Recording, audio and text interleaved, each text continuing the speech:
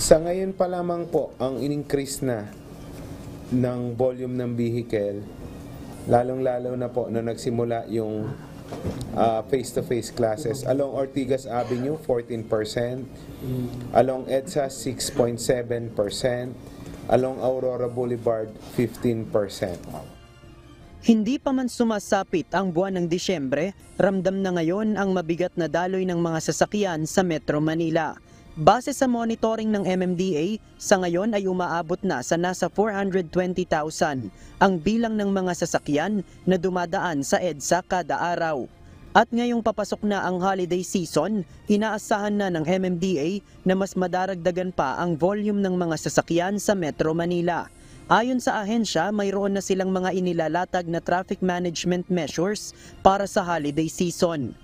Kabilang na rito ang gagawing adjustment sa mall hours, kung saan magiging 11 a.m. hanggang 11 p.m. na ang operating hours na magsisimula ng November 13 hanggang January 8 sa susunod na taon.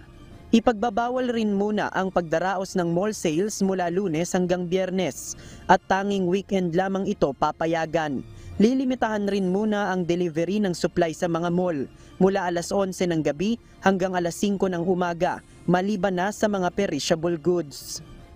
Alam naman po natin na habang palapit ang Pasko ay yung traffic na i-extend normally pag hindi naman po Christmas season hanggang 8-9 o'clock lang, pero pag ganito pong magpapasko ay talaga pong na-extend siya hanggang late night ng gabi.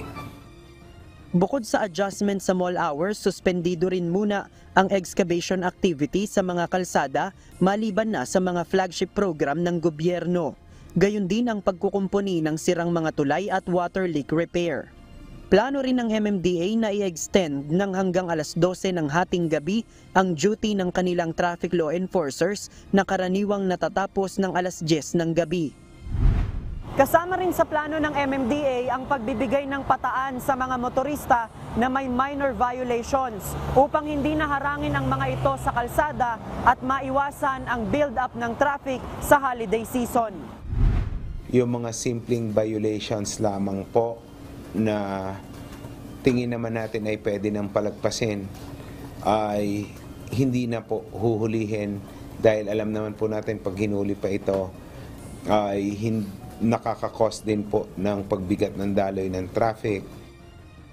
Samantala magde-deploy naman ang MMDA ng nasa 1,400 mga personnel sa darating na long holiday sa Nobyembre. Tutulong ang mga ito sa pagbabantay at pagpapanatili ng kalinisan sa mga sementeryo sa Metro Manila.